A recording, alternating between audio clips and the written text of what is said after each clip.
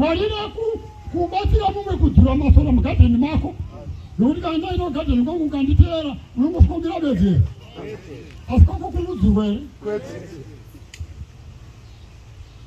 ini ndichako nokuti wakandibatsira kusakura asi iwe ngaita mugara nokuti zvinhu zvakadyiwa nesoro usingasakuri wongu waenda kumunda asi nokuda nyaya wauya gadeni kwangu wauya ugadeni kwangu wotondibatsira ende makabona zvinoita kana wafambira munhuka ezedenga uye ine andibvaile neubhishopi kana kuzvikudza neugeneral secretary handionopinza mudenga ndinopinzwa kudenga nokuteerera nokusvika Mwari.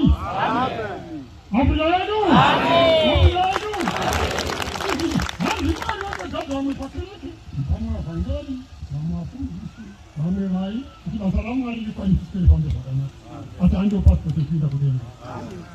Mabula yedu pasipoti yekuenda kudenga kuteerera nokuita zvinofadza Mwari. Nehama dzangu kunamata kururama nokuita zvose zvinodi zvinofadza Mwari. Basi ndihimwenzepo kunamata Mwari kuno hakuti kwemulomo kana kwokutaura asi ndikwenduramo kandi yomwishe ndibonuramo nemwoyo chena nezvinhu zvinobvako kuti izvo zvose zverutende nezverudo nezverudo nerufaro zviwanikwe mauri. Mabula yedu mabula yedu ngatimire semusanga mwena ngatimire semusanga mwena unodara asi uchizobuka apo vatende vodaiza unodara asi uchizobuka apo vatende vodaiza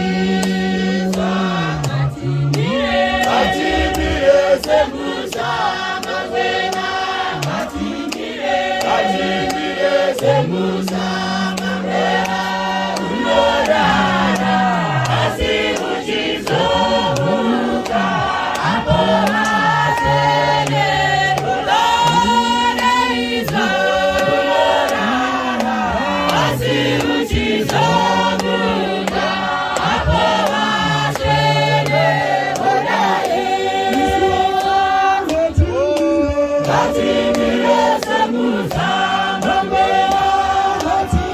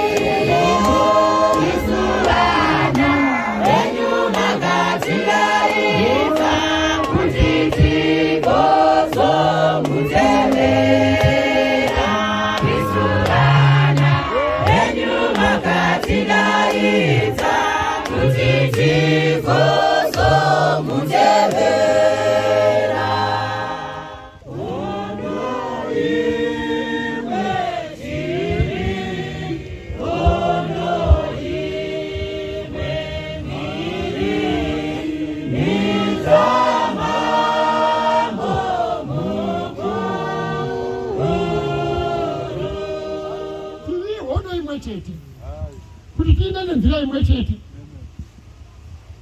Hanzi iyo inzira imwe chete yatakabva nayo iyo inzira imwe chete yatakabva nayo.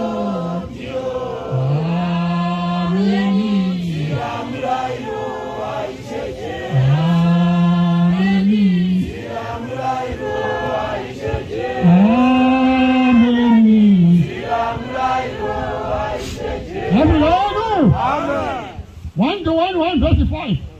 Don't look at Bakwaro, which is down there.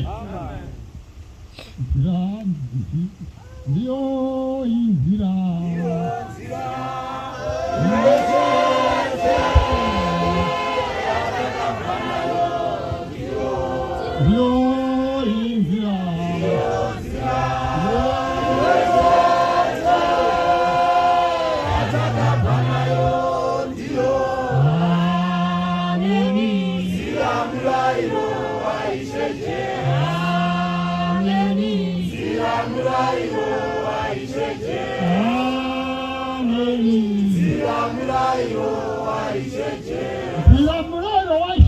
For Kristo.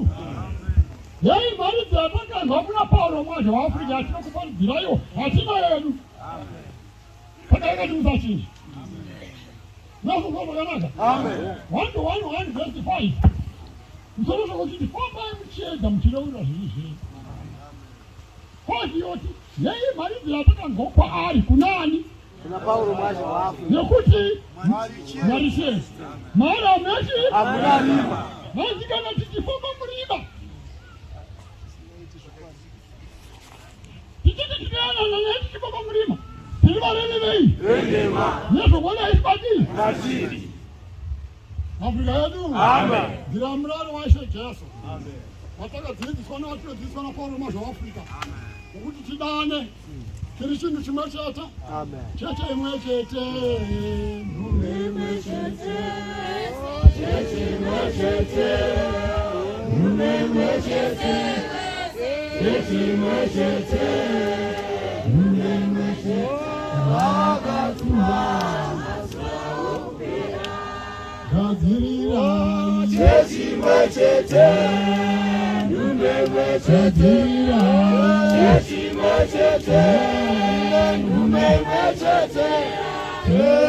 imwechete.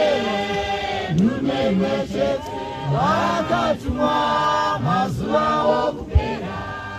Afrika yedu. Amen. Chete imwechete imwechete.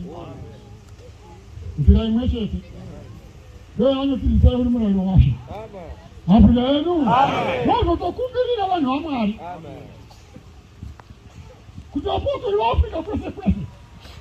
Zvinhu zvatakaonekwa nemujerikani timashanindira. Achitoro pikitari mugomo kwambira munhu mumwe chete. Afrika yedu. Ziva izvo nhasi fana naapostoli vaAfrica. Kwese kwese kwatiri.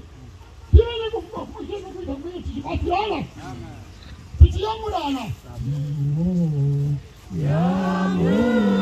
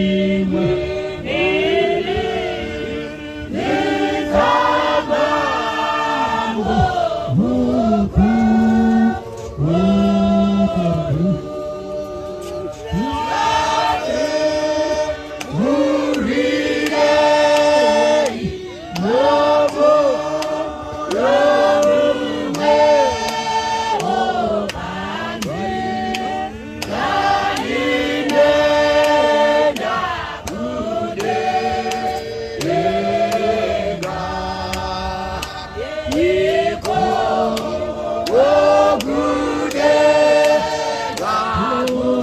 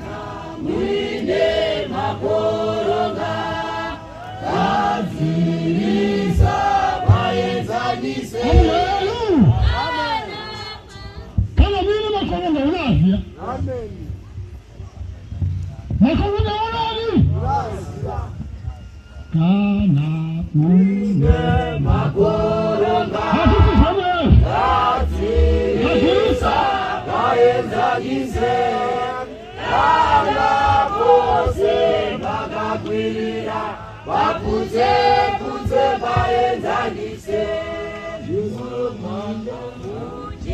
Jeruzalema muguta vakagadziriswa migwagwa vakatasva mwana wedhongi vakamuchingamidza muguta Zakeyo naye zvakamushamisa Zakeyo moyo wotsvaka chiso chake chewo chimburuka mumuti zvinonodya tose kumba kwako mumoyo mako